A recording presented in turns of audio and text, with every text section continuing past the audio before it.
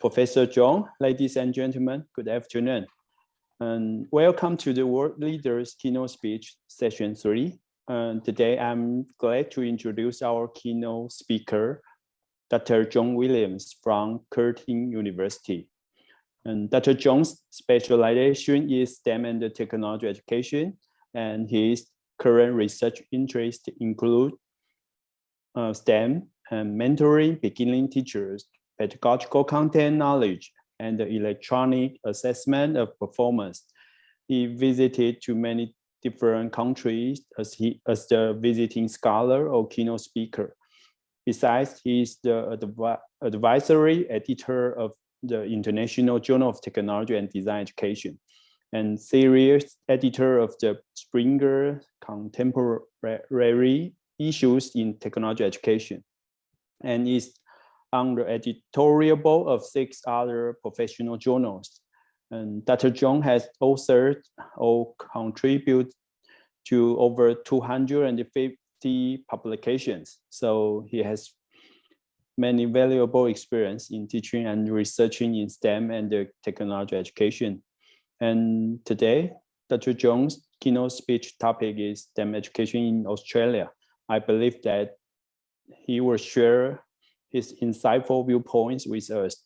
And if you have any question or comments during his keynote speech, please type it in the chat box and we can have discussion later. And now, please join me to welcome Professor John Williams. Thank you.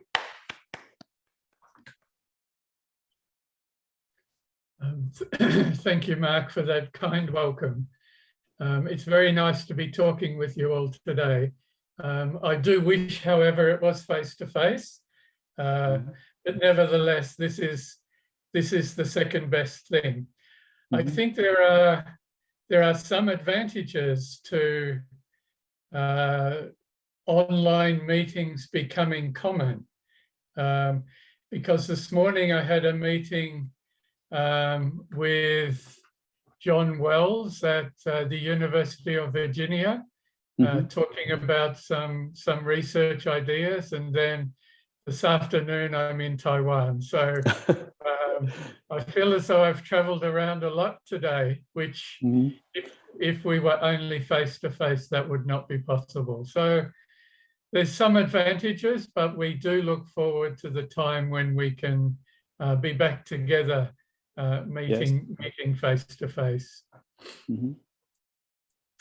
Let me share. Shall I share my screen now, Mark? No, not yet. Okay.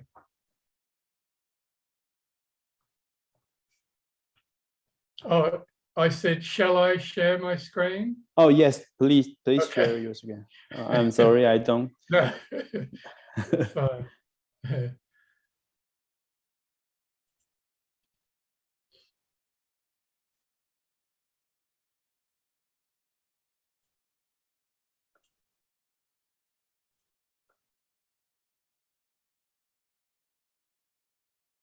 I'll just get organized here. Can you see it okay? Yeah, but do you want to make it full screen? I thought it was full screen. So you can you see presentation view? No, not yet.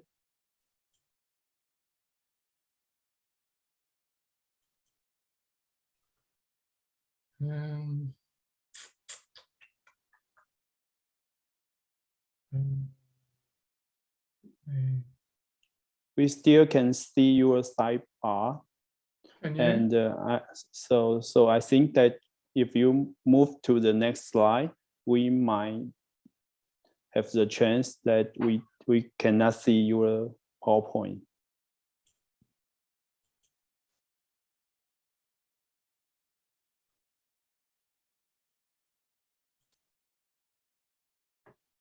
You can still see the sidebar? Yes. Do you share your full desktop or you just share the PowerPoint? I just shared the PowerPoint. Should I share the desktop? Yes, I think so. Do you want to turn it off and share it again? Yeah.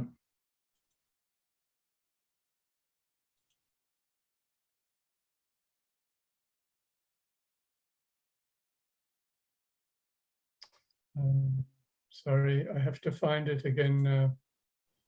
It's okay. Take your time.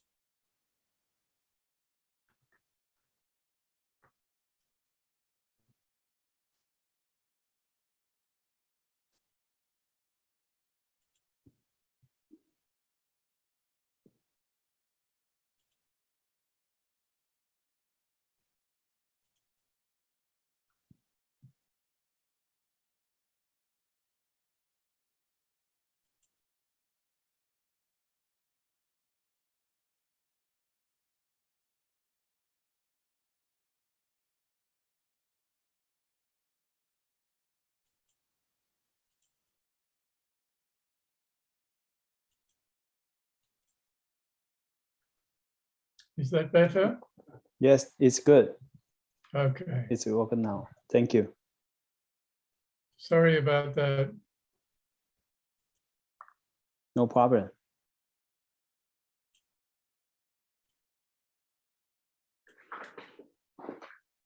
Okay. Mhm. Right, we're ready, I think. My apologies for the delay. I've got 3 screens, and sometimes I confuse myself by which one is which. So, okay, so you can see the full screen now. Yes, thank you. So I'd like to talk about some examples of STEM in Australia and some of the issues that I think are related to STEM, particularly research-related issues. I mean, there are many practical issues, I think, related to STEM, but my focus today is going to be on some of the conceptual and some of the research issues. So let me just share where I'm coming from. Is it cold there today, Mark? It's cold today. Yes, it's a little cold today. Yeah. Good, because I have some slides maybe that can warm you up a little bit. Really, that's good. So this is the city of Perth. So I live about 10 kilometers south of the city. It's built on the Swan River, which you can see in the picture there. And here you can see the university in the foreground. This is Curtin University. Can you see my cursor? Oops, sorry. Can you see my cursor? No, maybe not. No, okay, that's all right. So in the foreground is the university that I work at, Curtin University, and then you can see the city of Perth in the background. It's quite a small city, of course, by Taiwanese standards. There's only 1.2, 1.3 million people living in the city of Perth. So it's a small city, but we have 5 universities, and this is Curtin University, one of them. So Perth is renowned for its beaches because it's on the city is on the Indian Ocean. So there's a lot of beaches all the way along Perth. And just to indicate how different your temperature is from my temperature, here I am at the beach this morning. So I had a swim. I had a swim in the ocean this morning. This morning? Wow. Yeah, this morning. Mm-hmm. You can see in the background of that picture a line, a yellow line. That's a shark net. So in my next picture, you can see the shark net here. Okay. The yellow line is a net, so that people can swim safely and not have to worry about sharks. Okay. I don't know whether you heard in your news, but about 2 weeks ago, a swimmer in Perth was taken by a shark. Wow. And they never, it was very sad because they never found his remains or anything. All they found was his swimming goggles. So at the moment, there's a lot of people swimming in the shark net who would normally swim in the ocean because we're a little worried about sharks at the moment.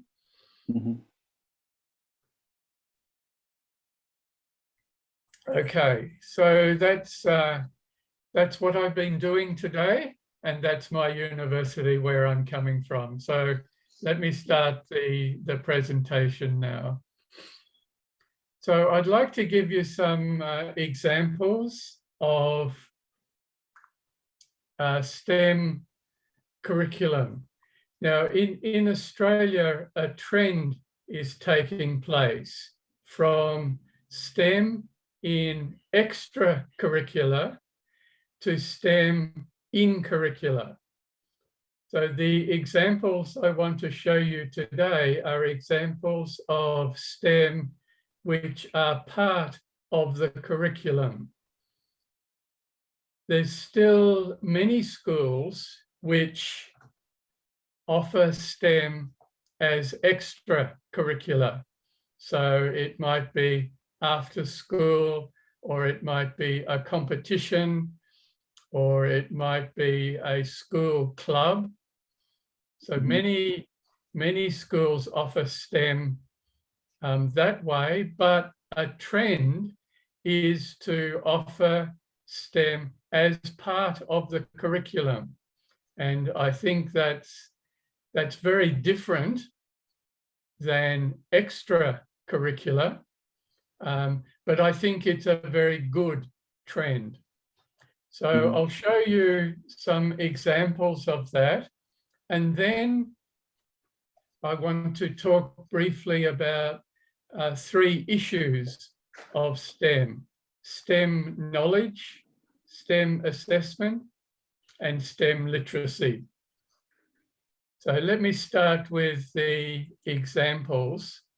And the 2 examples I'll show you are one from Western Australia, where the government has developed STEM modules that teachers can use in their classroom.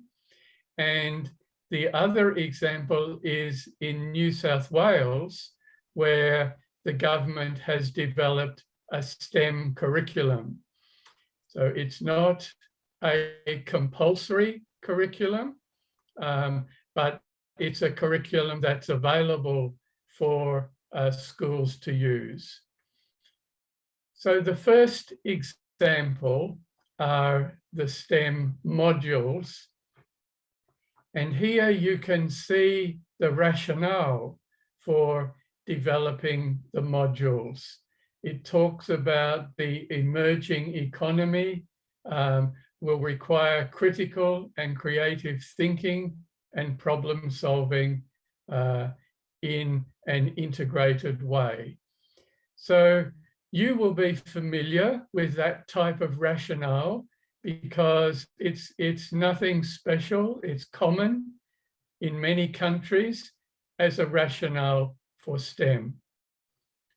The diagram is an outline of the processes that teachers and students follow in all of the STEM modules.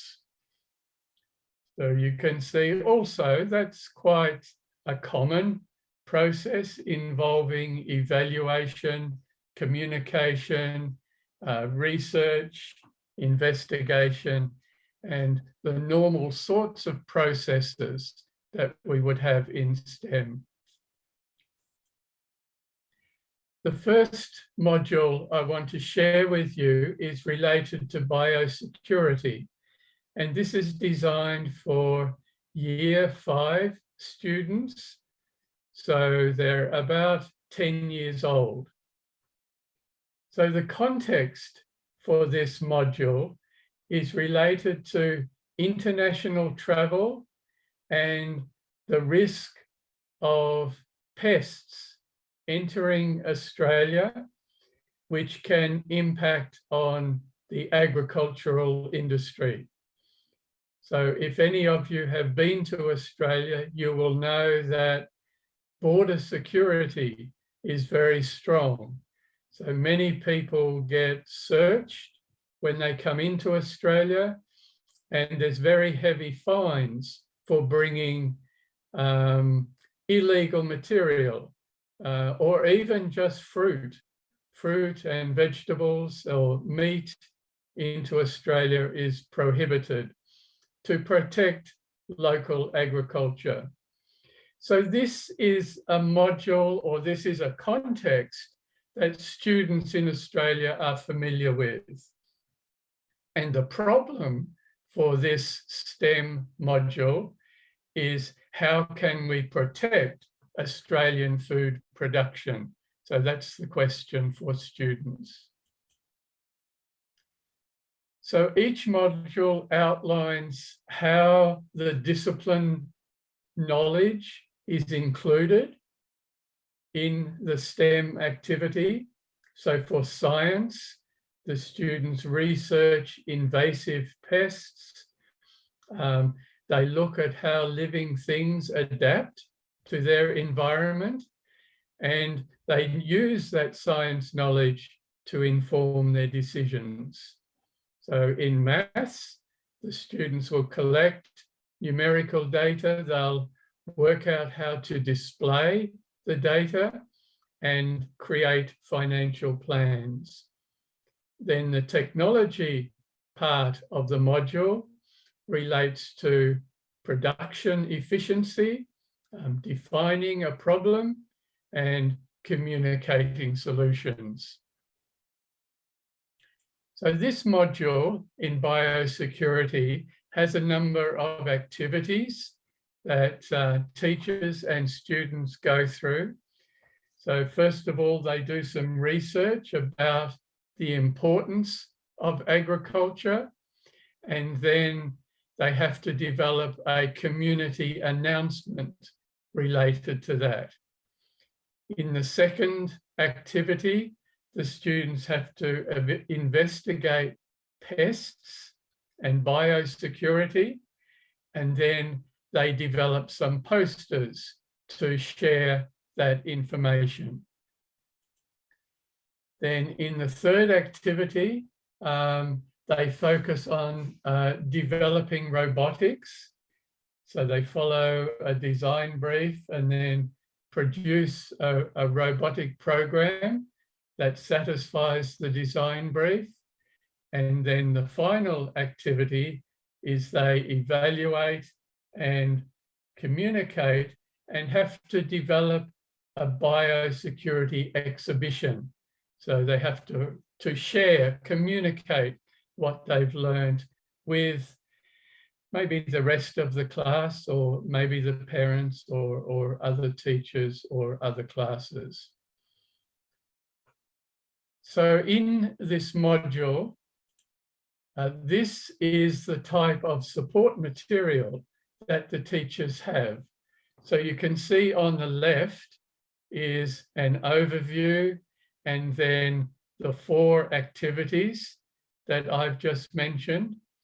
And on the right is all the information that a teacher might need in teaching this activity. So teacher resource sheets, student activity sheets, reflective journals, a guide for the design process. So there's a lot of support material available here for teachers to implement these modules into their classes. So there's 50 of these modules which have been developed. They are designed for students in kindergarten up to year 12.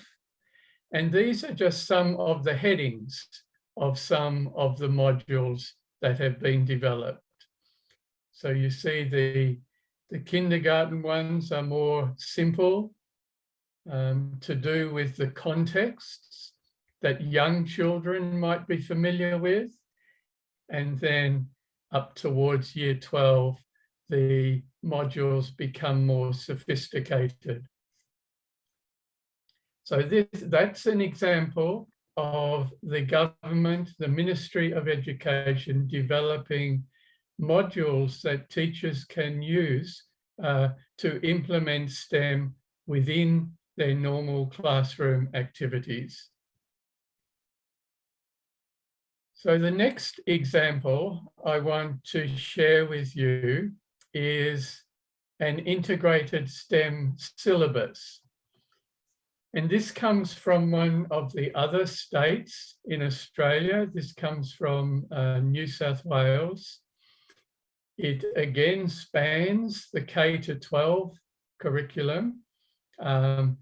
It's designed to be part of the curriculum, so it's not extracurricular activities, it's within the curriculum, and it's inquiry, problem, and project-based. And you can see there the goals that the students will develop as a result of this syllabus. And again, you will be familiar with those types of goals: initiative, entrepreneurship, planning, project management, collaboration, communication. These are all skills that we would normally associate with the goals of a STEM activity. So here's an outline of this curriculum. So in year 9, it's designed to be 100 hours. And then in year 10, also another 100 hours. You can see on the left side, the core modules. So there's 4 core modules that every student will do. You can see the fundamentals, mechatronics make up the 4 core modules, and then teachers can choose electives depending on their own students' needs and interests. So you can see the choices they have: aerodynamics, CAD/CAM, motion, design for space, surveying, biomedicine, innovation. And then they have 2 modules at the end of the course, number 7 and number 8, which are a minor and a major project that the students do, like a capstone project for the course, where they have a higher degree of free choice in terms of their project activity. So that's an outline of the course. And if we look at one of the core modules, Module 2, the STEM fundamentals, you can see in the left-hand column some of the areas that students will learn about. You can see this particular module is quite engineering oriented. The students are looking at materials, strength and properties, fluid mechanics, electronics, thermodynamics, and so on. And the next section is fundamental mechanics. And then 2.3 is an introduction to problem solving and design. The important thing here is that these three sections, 2.1, 2.2, and 2.3, are not consecutive or independent, but they're amalgamated together. So the problem solving and design is not something separate. It's the process through which the content is learned. So that's just one example of some of the detail of one of the modules. So each of the modules has a similar table talking about the detail. There's also an outline for the assessment structure, and you can see the balance of the weighting for each of the modules. So the second column is the modules, the third column is the weighting for each of those modules. And then there are the 4 tasks for each module. So each module has 4 tasks, and then that gives the student a mark out of 100 as a final assessment. So that's an example of a STEM curriculum, and I think it might be at the moment the only example of a STEM curriculum in Australia that's recognised by the government as a formal part of the curriculum. So any teachers can adopt this curriculum, but often it's a science teacher and a technology teacher working together. And that together they will implement a curriculum like this. Okay, maybe I'll pause there, Mark, and see if there's any questions about those 2 examples. So the modules from Western Australia, or the integrated STEM curriculum from New South Wales. Okay, thank you, John. Any question for Dr. John now? John, could I ask one question? And no. you just mentioned that for the grade 9, that's module 2, you have STEM fundamentals, and I'm not sure if you have STEM fundamentals in K to 12 level, or you just have STEM fundamental in grade 9 or 10. The assumption in this curriculum is that in year 9, students may not have studied, may not have experienced the STEM approach in the past. Mm-hmm. And so this mode of learning, this integrated way of learning, will be different from what the students have experienced in the past. Mm-hmm. And so that's why there's a focus on the fundamentals. Okay. So in different level, you will provide different fundamental for students in STEM education. Yes. Okay. Yes, at different levels, yes. Okay, thank you. And any question for Dr. John Williams? Let me check the chat box. Ziyong, do you want to ask your question? Yeah. Thank you. Hi, John. Hi, how If are you don't you? mind, great, thank you. If you don't mind, I want to ask that are these activities or modules implemented in technology courses or science courses? Since you said that these kind of courses are most taught by science and technology teachers. So what kind of course, or are they all implemented after class, or what kind of courses are they implemented in? This integrated STEM curriculum will be part of the normal school timetable. So there will be classes allocated a particular time, so which makes up 100 hours over the full year, say year 9. And in terms of who teaches the module, that's up to the school and the teachers to decide.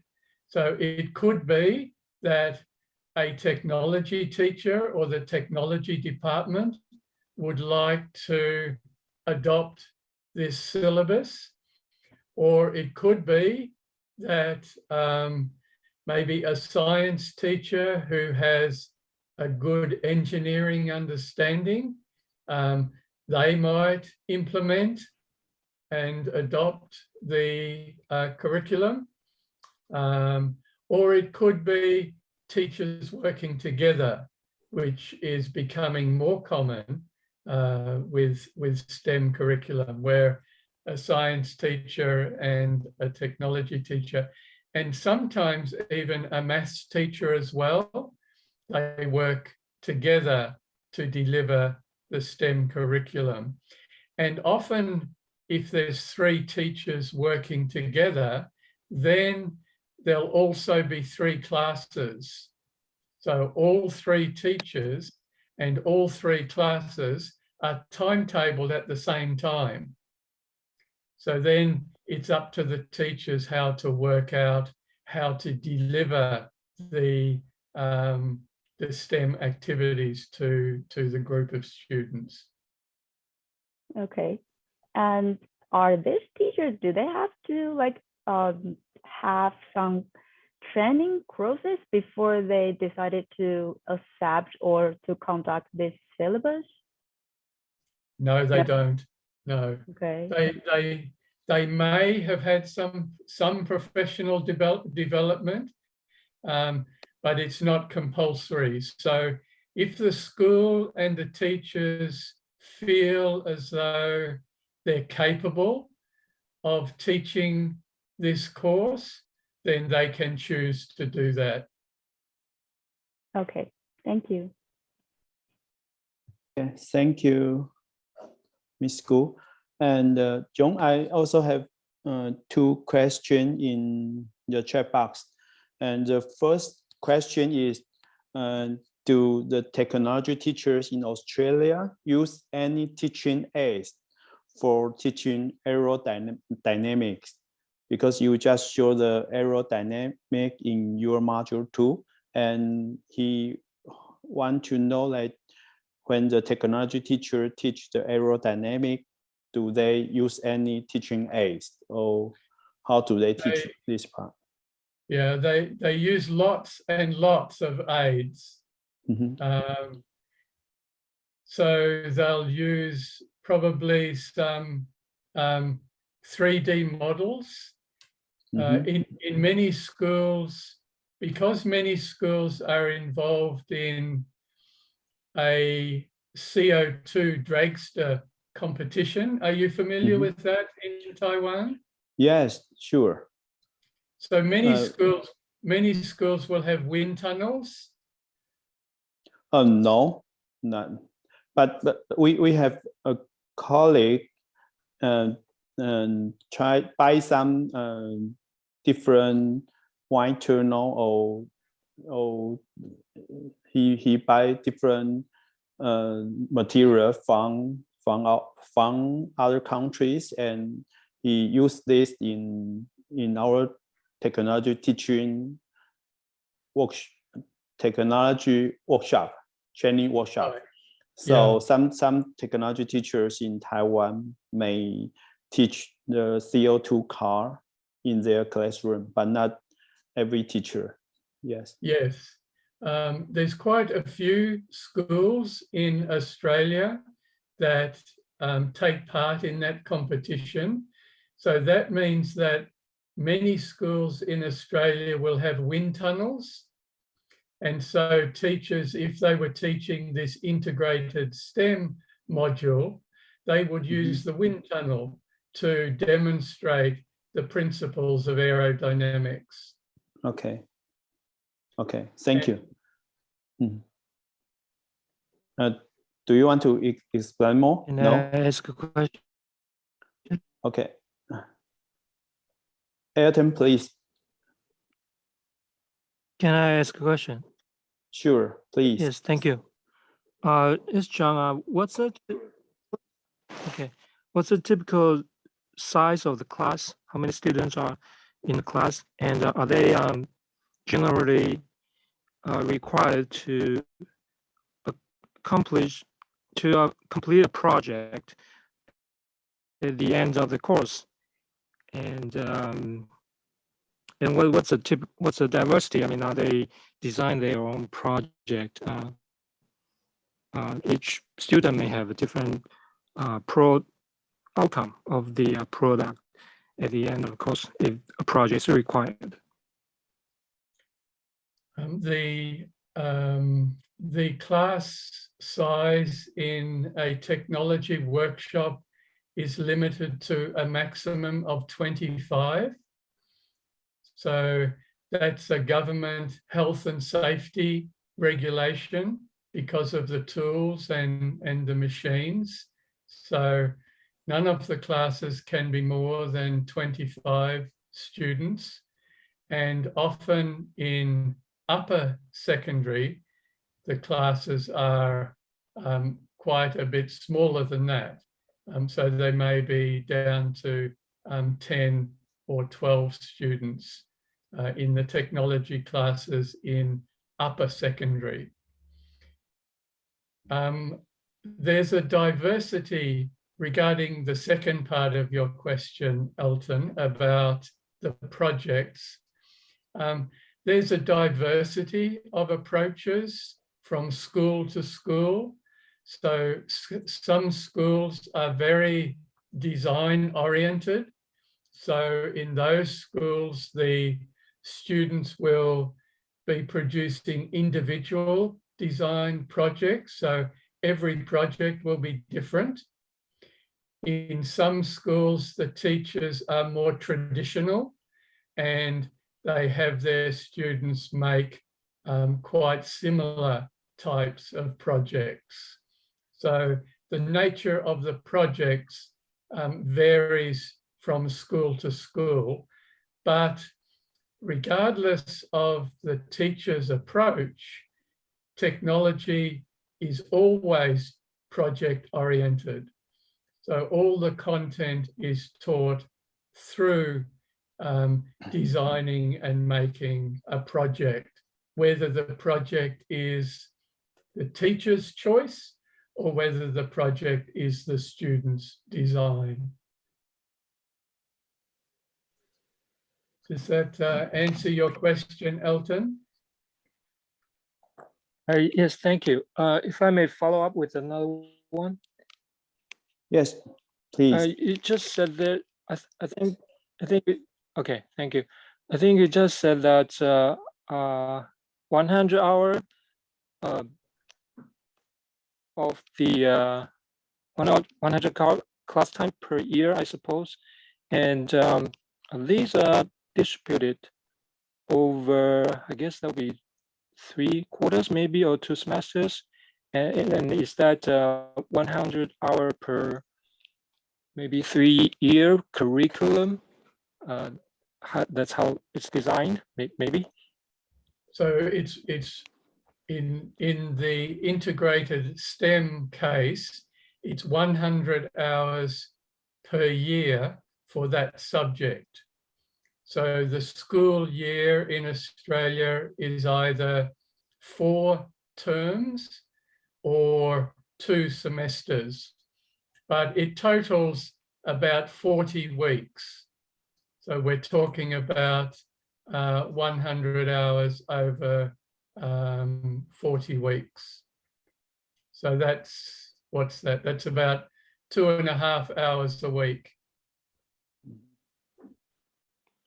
Okay, and for the in-curriculum case, I suppose that the students, say, in a maybe 2-year middle school or 4-year high school, it is not that they have to take this course every year, right? Maybe just 1 year over their 2 or 4-year tenure in school. Yes. So in Australia, in Australia, secondary school begins at year 7. So primary school is K to 6. Secondary school is year 7. So over the years of 7 to 10, the examples I showed you was an integrated STEM curriculum for year 9 and one for year 10. So a school could choose just to offer STEM in year 9 or just in year 10 or in years 9 and 10. And then there are other curriculum which I didn't show you for the other years. So a school could offer a STEM curriculum from year 7 to 10 if they wanted to do that. So the decision is up to the school, the individual school. And just one more, is it elective or core course? I mean, do they have to take it or they can choose to take it? Again, that's a decision for the school, but it would usually be an elective course, not, it would be unusual if it was compulsory. Okay, thank you. Thank you very much. Okay, thank you, Elton. John, I also have the second question for the same technology teacher. And do you know the first robot contest in Australia? Because, yes, good. And more technology teachers in Taiwan try to promote first robot contest. And he would like to know, do you promote first robot contest in the technology class? Or do you use this contest as a project or as a topic to teach students what is technology or learn the related content as in their technology curriculum? Yes. Yeah, we do. The first robotics competition is quite common in Australia. In fact, the finals of the competition are at my university. So all the schools come to the university to do their final competition. So again, because the schools are quite autonomous in Australia, how a competition like that is integrated into the school is up to the school. It's their decision. So some schools will have that activity as part of their technology curriculum, and other schools will do it as an extracurricular activity.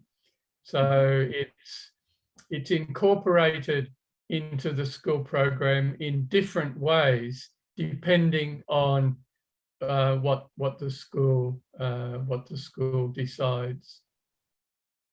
Okay, thank you so much. So we look forward to visit your university and Yes. learn from the FRC. Yeah.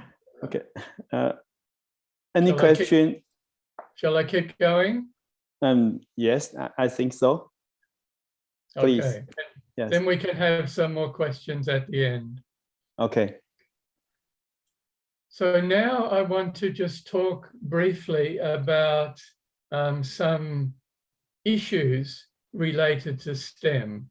And I think these issues are important for us to think about, because while they are sort of research and conceptual issues, they do have practical consequences. So the first issue I want to share is related to STEM knowledge. And this came to my mind because of the research that's being done into STEM PCK. And I thought,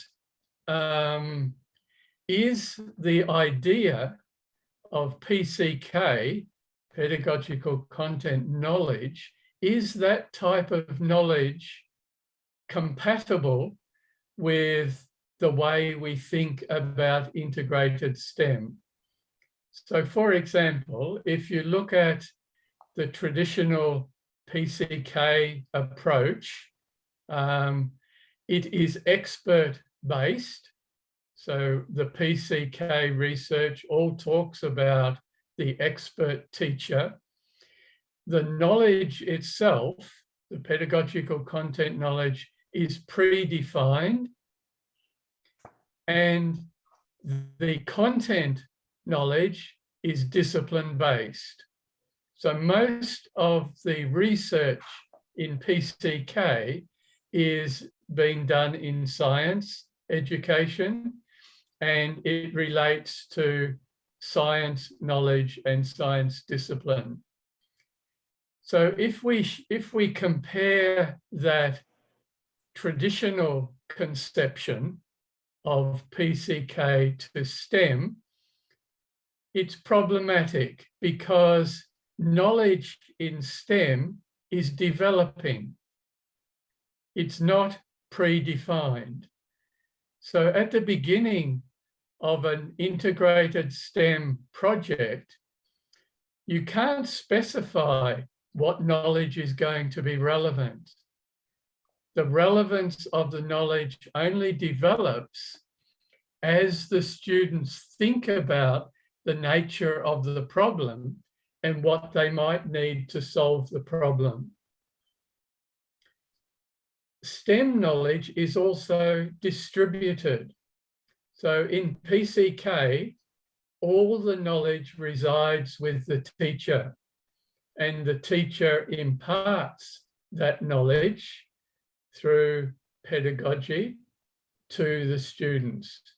But in STEM, we would have a more constructivist approach to the nature of knowledge, so that knowledge is distributed. It doesn't just belong to the teacher, but students are a source of knowledge as well.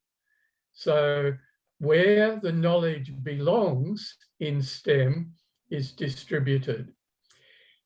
And of course, in STEM, it's also integrated. So PCK was either science PCK or technology PCK or some other area. But in STEM, the nature of knowledge is integrated. It's not independent disciplines. So again, there's a difference there.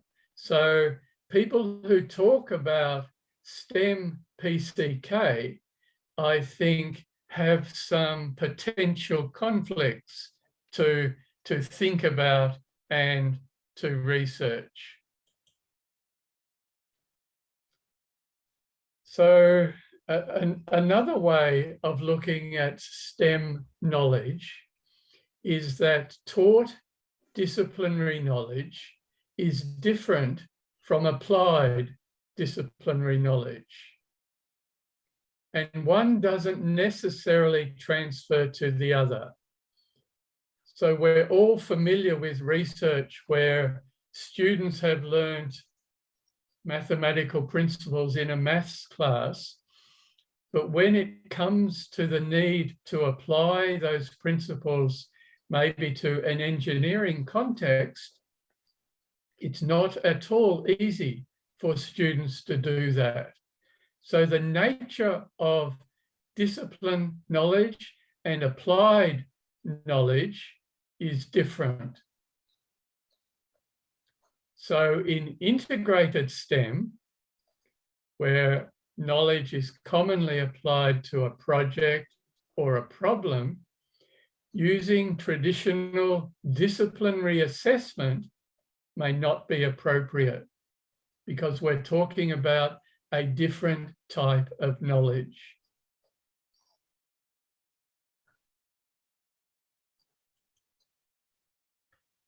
So I think when we're developing STEM projects, which are in curriculum, not extra curriculum, because when projects are extra curriculum, we don't have to worry about content so much, but when it's part of the curriculum, we do. So we need to decide on the disciplinary knowledge, then apply that in school, in curriculum, and in STEM, and then plan for the development of that particular knowledge. So I think there's lots of issues around the nature of STEM knowledge. That is something we need to talk about more and research more before we have a deep understanding of that knowledge. The next STEM issue that I want to mention is related to STEM assessment. So when we think about the general goals of STEM, as we noticed when we were looking at the curriculum, the general goals include pathways to tertiary studies, more students studying STEM, and so more people pursuing STEM careers, which enhances our economic development. So these are important goals, but they're beyond the scope of us as teachers to assess. So we can't assess goals like that. So when we look at other goals, which we also saw in the examples that I shared with you, like the 4 C's, creativity, collaboration, critical thinking, and communication, and we could add to those 4 C's lots of other general goals, literacy, sustainability, entrepreneurship, problem solving, and so on. You're familiar with all of those types of goals. These, I think, are within the scope of teachers to assess, but of course it's not easy. And I think the responsibility is on us as teachers. If we say that a particular STEM project is going to help our students be more collaborative, we need to test that. We need to make sure that we are achieving the goals that we say we're achieving. So when we think about this type of assessment, I think there's some ideas we need to keep in mind. And the first one is that we can't teach and assess everything. So you might be doing a STEM project where students are learning lots of information, they're developing a lot of new skills, but you can't test all of that. So you have to decide in your project what the focus is going to be, how you're going to organize your teaching and assessment to match that focus, and then limit yourself to that particular approach. I think we'd drive ourselves nuts as teachers if we are tried to assess everything that we do. So we have to limit our approach. Something else to keep in mind when we're thinking about assessment is that we have to teach what we're going to assess. So we have to organize for knowledge acquisition, but we also have to organize for skill acquisition. As teachers, we're very good in organizing to teach knowledge, but we're not so good in organizing to teach skills. So if we say collaboration is one of our goals, then we have to teach our students how to collaborate. It's not something that just develops by itself. We need to plan for that skill development. We also, of course, have to keep in mind the general principles of assessment, that assessment must be an integral part of teaching and learning. So it's something that just happens through the teaching and learning process. Good assessment is not an exam at the end, because that's not integral to teaching and learning. Assessment should be educative, so it must help learning. Of course, it must be fair, so we mustn't disadvantage students on factors other than what we're assessing. Assessment must be designed for a specific purpose, and it must have informative reporting. So that might be reporting to you as a teacher, it might be reporting to parents, it might be reporting back to the students themselves if it's formative assessment, but it needs to have a purpose. So I think when we're thinking about what our goals are for particular projects, then we need to think about what the options are for assessing those particular goals. So for example, if creativity was an important goal in a STEM project we were doing with our students, we want, one of the aims is for students to be more creative. So if we have it as an aim, then we must assess it so that we know if we're achieving that aim or not. So first of all, we have to define what creativity is, because the definitions are very broad. And then there's different ways it can be assessed, maybe through a project. It might be assessed through a standardized creativity test. It might be assessed through simulations that you get your students to go through. It might be a self-assessment for students. It might be a creativity rubric that you have developed for assessment. So my point here is that we need to think about a form of assessment which matches the goals that we have in a particular STEM activity.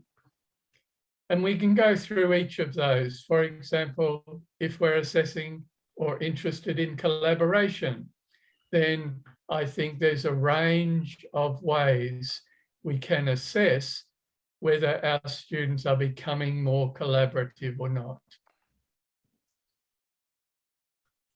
Similarly, for critical thinking,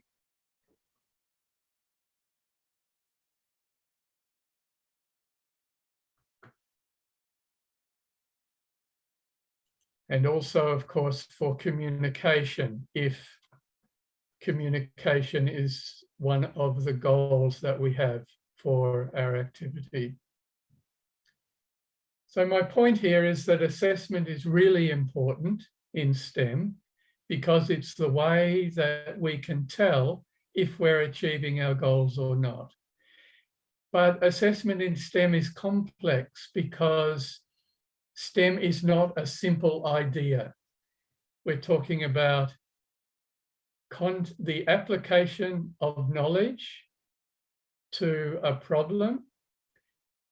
We're also talking about the development of personal characteristics within students. So our traditional assessing regime really doesn't work for STEM. So my third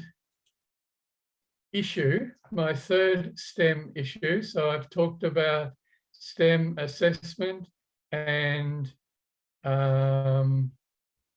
what was the first one? STEM.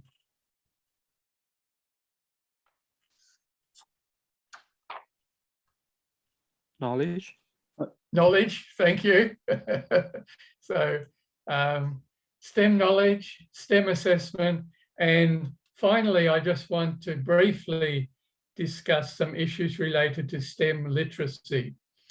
And this is important because people use this term, but they really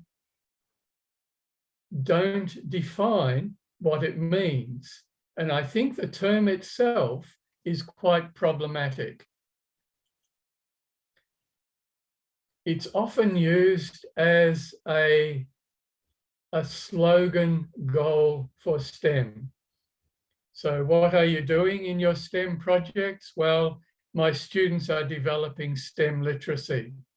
It sounds like a nice thing to say, the idea that there is a literacy related to STEM. But when we look at it more closely, it really has very little evidence for its validity as a concept. And maybe you can see down the bottom on the right-hand side of that slide, we need to differentiate between the top STEM literacy, some kind of integrated STEM literacy, compared with STEM literacies. Maybe that's a possible solution to this predicament. When we talk about disciplinary literacy, these are the characteristics that often are implied. So an understanding of knowledge and processes, the ability to apply knowledge for personal use and for civic responsibility and social issues. So when we talk about scientific literacy, that's the kind of expectations that we have. But when we apply that to the idea of STEM, it's problematic. So if we want to answer yes to the notion of STEM literacy, then there are some reasons why we could do that. The STEM areas do have some shared general capabilities. There is some common language and some common thought processes amongst all the areas of STEM. And as I said, the notion of STEM literacy is conceptually attractive. However, the problem is that there really are linguistic, cognitive, and epistemic differences which are almost mutually exclusive. So the combination of the epistemologies of science and technology is very, very difficult to rationalize. So if we talk about an integrated approach to these disciplines, my feeling is that we can't call that a form of literacy if we abide by the definitions of literacy that we currently have. So maybe we need to conceptualize something like this, where there's some boundary crossing between an integrated STEM approach, whatever that might be, and the STEM literacies. So as students become more literate, it's an integrated path of development that they take in order to become more literate. And of course, the bar on the right-hand side of that diagram, we never get to, because no one is ever fully literate. Even your esteemed Professor Mark is not fully literate. We're all still becoming literate as we progress through either STEM or through the particular disciplines that we're interested in. So I think a lot more research has to take place before we can talk about a concept like STEM literacy. And it's a little bit annoying to see that term in some of the literature and some of the research articles when really its essence as a concept of literacy is really still quite vague. So when your students begin their PhD projects, Mark, maybe one of these three areas related to STEM would be a good project for them to follow: STEM knowledge, STEM assessment, or STEM literacy. These are areas which we need more research in. Yes. So I mean, that's a very brief presentation of some ideas. We could talk for a long time about each one because they're very deep. They're very deep ideas, but for our area of STEM and to progress it forward, I think they're important ideas. Yes. Thanks, John. You proposed many important and critical issues in STEM education. I'm not sure that if they want to challenge the tough research topic, but you encourage them to do this. I think that's very good for them. And I think we still have around 20 minutes for question or the discussion. So any question or comment for Professor John? I'll just stop sharing my screen. Okay. And maybe people can turn their cameras on so we can see who we're talking to. Yes. Archie. No, everyone else is shy. Yes. Yin, do you want to propose or do you want to ask any question? Hi, I'm Yin. I'm very curious about. Sorry, Yin, can you open your camera? Is that okay for you? Okay, this is Right, okay. It's good to see. It's good to see I- the face that's talking. I'm very curious about the teacher training in STEM curriculum in Australia. So could you share a little bit to us how it was happening in Australia? Yes.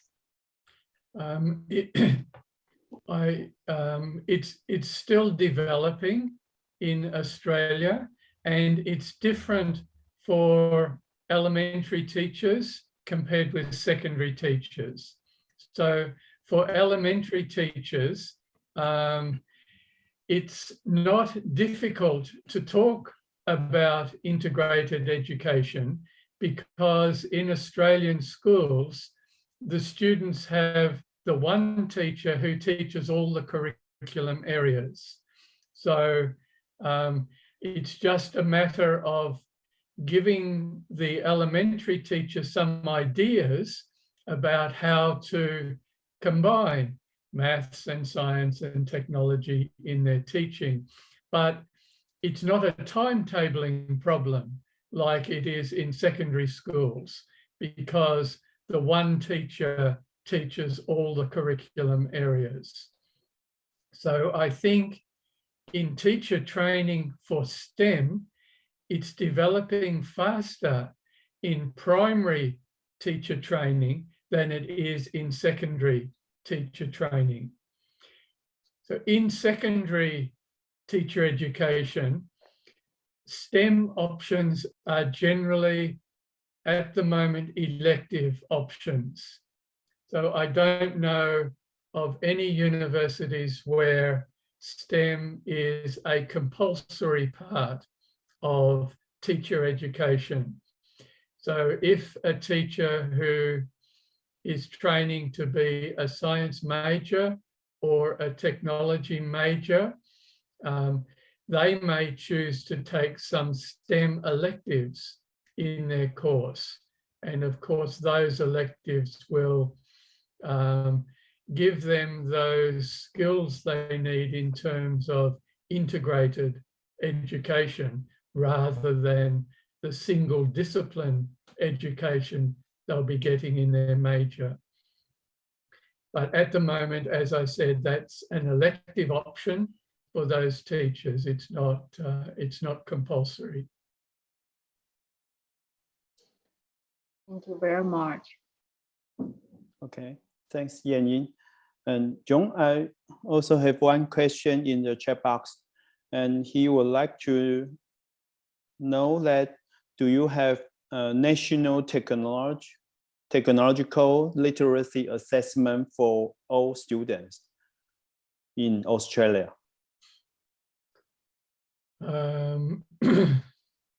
No, we have a digital technology test for all teachers. So teachers can't graduate unless they take and pass a digital technology test. Okay. But for students, there's no technological literacy test that's compulsory for all students. Okay, thank you so much. And I also have one question. You just mentioned that total disciplinary knowledge is different from applied disciplinary knowledge. And so I try to think that, do we still need to teach STEM as a group, or we just need to teach STEM by ourselves? Because as a technology and engineering teacher, our expertise will be focused on how to teach the applied discipline knowledge. If you mentioned that these two parts is different, so when we promote STEM education, could we just say that because we are familiar in teaching students how how to learn or how to apply discipline knowledge in daily context or in solving problem in our daily life. And according to this viewpoint, can we just say that technology and the engineering teacher should play the major role in promoting STEM education? Well, because I'm a technology and engineering teacher, I would be very happy to say that, Yes. all STEM projects should be led by technology and engineering teachers, and then science teachers can come in and maths teachers can come in and assist. But I think the tradition of our curriculum, the tradition of technology, is much more aligned with the notion of STEM than is science or maths, because for a long time, technology teachers have been applying knowledge to a specific problem or a specific design through a project-based approach.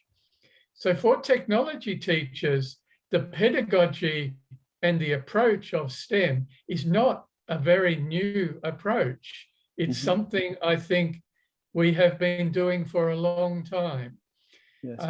However, the tradition in science and maths, and the tradition is changing a little bit now, I think, but the tradition is not to teach knowledge in an applied way, to teach the content of the discipline so that students can recall that knowledge, not necessarily apply that knowledge. So I think teaching in an applied knowledge fashion is easier for technology and engineering teachers than it is for science and maths teachers.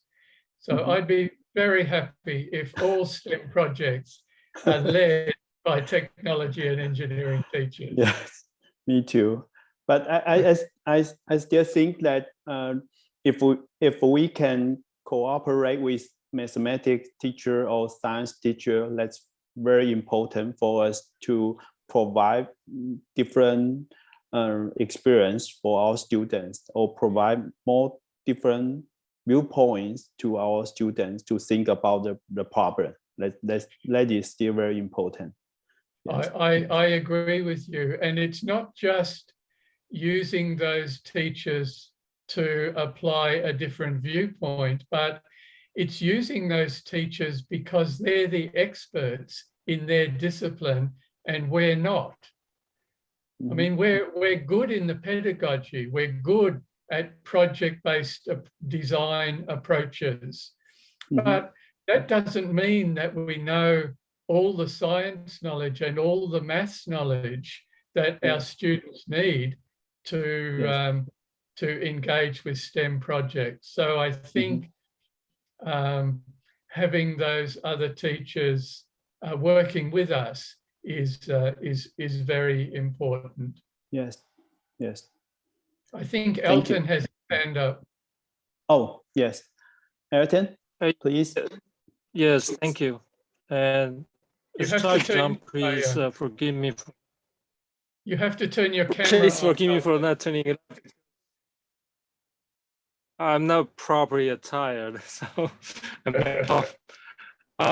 Following on the theme that we are discussing, do you see a design of these courses having a prerequisite requirement? For example, if they have taken some elementary geometry or physics, and then we teach them to use the knowledge being applied to the project, we might be able to design a more in-depth course or in-depth project for them.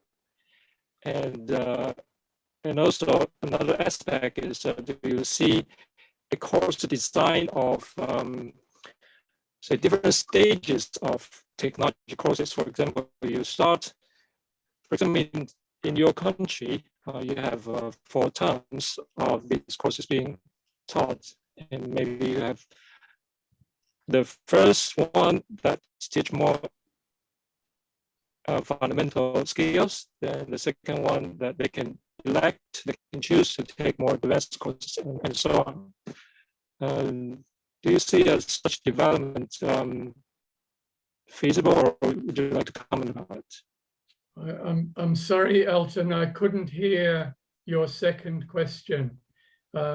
Maybe Mark can interpret it for me.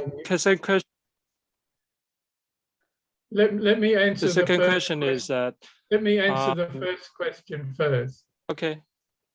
So the first question, okay. What was it about again? Oh, prerequisites. The prerequisites. Yeah. Right. I don't think STEM projects should be designed with prerequisites, but however, if you are designing a STEM project for a Year 9 class, then you know what areas they've covered in Year 8 in science and maths and technology. So it would be wise to build on that knowledge so that the students, so that the teacher can develop a constructivist approach to the development of student knowledge. So you can build on what the students already know. So I think in a sense, I'm saying the same thing as you are, but prior knowledge is important, but I don't think STEM projects should specify prerequisites, but they should take account of the prior knowledge that the students have. And this even applies, of course, in elementary school. So STEM projects for very young students.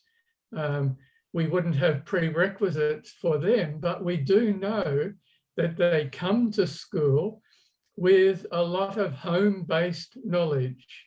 And again, a constructivist approach to the development of knowledge would say to us as teachers that we should consider what the students already know and build on that. Okay. So your the second one, the second one actually comes from the idea of our national curriculum, which I believe Dr. Lin has played a major role in designing. I'm sorry, Elton. I'm sorry, Elton. There's something wrong with the microphone, I think. Can you speak closer to your microphone, maybe? Is this clear? Is this better? That's better. Hello? Okay. Yeah, the second one comes from the idea of national curriculum, which I believe Dr. Lin played a major role in designing them. And in that curriculum, there's a stage of progressing course of each technology subjects. And in the high school curriculum, you start with the basic one and build up to a more advanced electives. Although I don't think a lot of schools really take advantage of that design. Do you see, how do you comment, how do you see the feasibility or how we should develop such a design of course and to make the technology courses being spread out over different terms and semesters or years, and to have a sort of introductory, elementary, developing into a more advanced, intermediate or advanced courses to have a sort of a complete course of technology development to develop their literacy per se. Yeah. Would you like to comment on that? I think I understood what you were saying. It was very unclear, but maybe I think you're talking about the sequential development over time of the development of skills and knowledge within technology, so that from year to year, students are building on what they learned in their previous year. We have an advantage in Australia because the technology curriculum is a compulsory curriculum. So all students will be studying technology throughout elementary school and throughout secondary school up to year 10. So the senior secondary years of 11 and 12, that's a little bit different. That's not part of the core curriculum. But in Australia, technology is part of the core curriculum for everybody from K to 10. So that being the case, we can develop a scope and sequence of knowledge and skill development that spans those years and is consistent with what we know about students' psychological and physiological development. So we can match what we're teaching to the stage of student development. I'm not sure if that answered your question or not. That's exactly my question, and okay, good.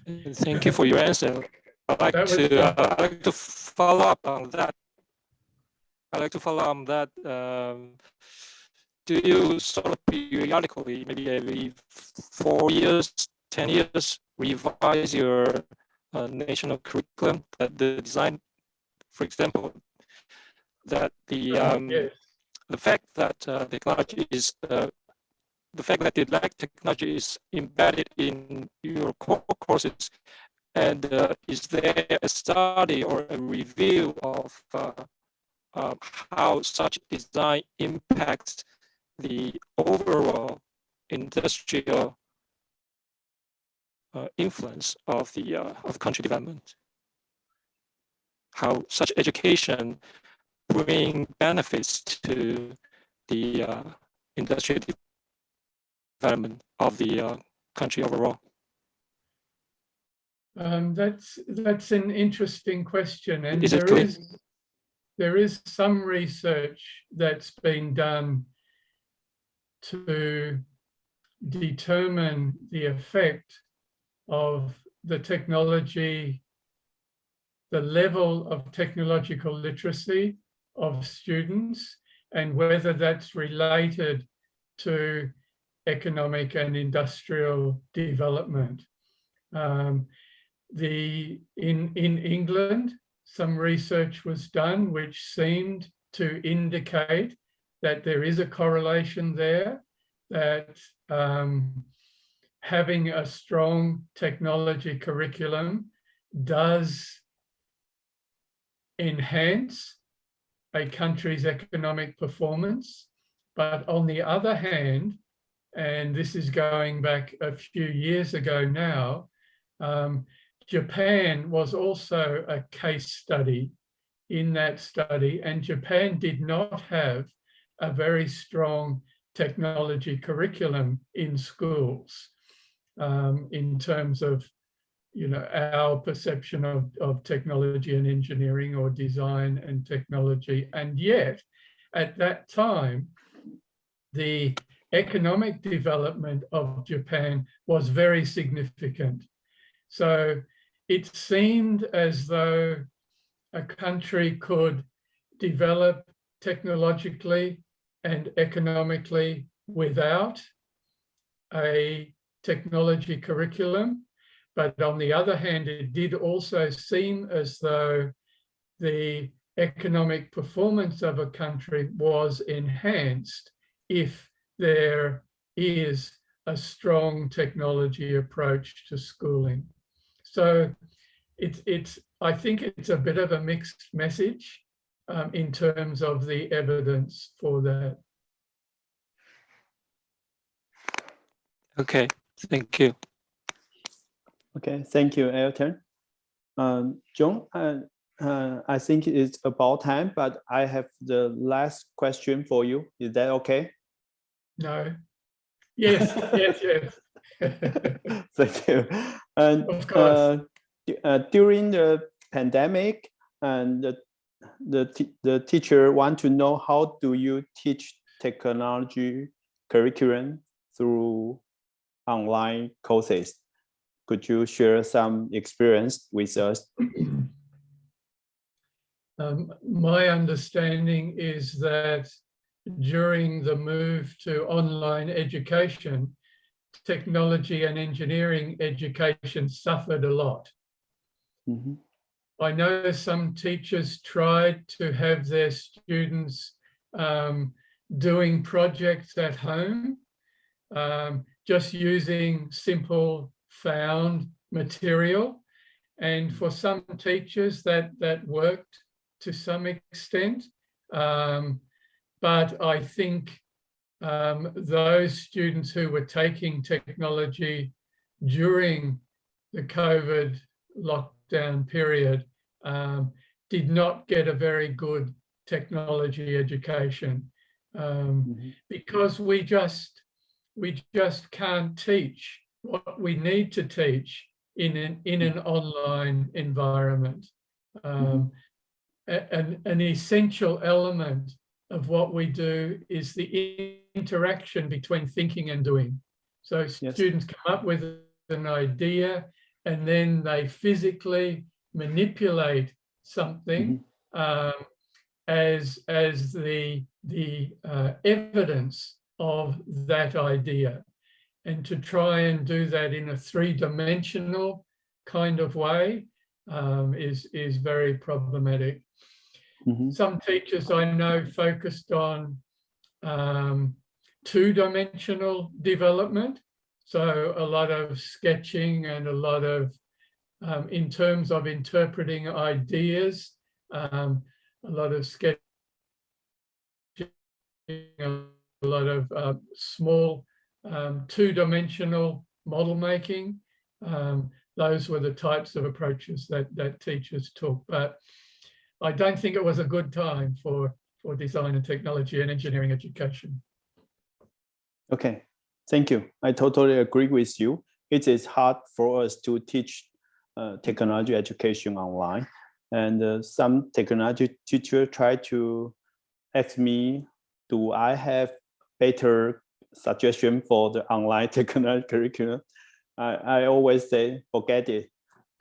Just pass the pandemic and let us go back to technology curriculum, technology classroom, and we can teach real technology curriculum. Yes. Yeah. And I think another issue for students was that a lot of students enjoy our classes because of the manipulative three-dimensional element to what we do.